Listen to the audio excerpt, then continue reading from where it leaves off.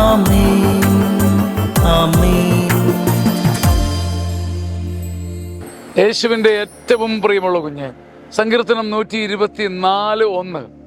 Israel പറയട്ടെ, Israel പറയട്ടെ, കർത്താവ് നമ്മുടെ പക്ഷത്തില്ലായിരുന്നുവെങ്കിൽ, ജനങ്ങൾ നമുക്കെതിരെ ഉയർന്നപ്പോൾ, കർത്താവ് നമ്മുടെ കൂടെ ഇല്ലായിരുന്നെങ്കിൽ, അവരുടെ കോപം ജ്വലിച്ചപ്പോൾ അവർ നമ്മളെ ജീവനോടെ വിഴുങ്ങുമായിരുന്നു, ചുട്ടുകളയുമായിരുന്നു. നമുക്കെതിരെ നിന്ന മനുഷ്യർ നമ്മളെ ചുട്ടുകളയുന്ന, നമ്മളെ തിന്നുകളയത്തക്ക വിധം ഭീകരമായ കെണികളിലൂടെ നാം കടന്നുപോയി. പക്ഷെ നാം പറയണം, ഇസ്രായേൽ പറയണം, കർത്താവ് നമ്മുടെ പക്ഷത്തുണ്ടായിരുന്നത് കൊണ്ട് അവർ തിന്നില്ല, അവർ വാളെടുത്തില്ല, അവർ ചുട്ടില്ല, അവർ ചവിട്ടിയില്ല. ആർക്കും ഒന്നും ചെയ്യാൻ പറ്റിയില്ല. കാരണം എന്താ? നിന്റെ മിടുക്കല്ല, നിന്റെ പ്രാർത്ഥന പോലുമല്ല, കർത്താവ് നിന്റെ കൂടെ ഉണ്ടായിരുന്നു. ഇസ്രായേൽ അത് പറയണം, ഇസ്രായേൽ അത് പറയണമെന്ന് സങ്കീർത്തകൻ പറയാം. എന്ത് പറയണം?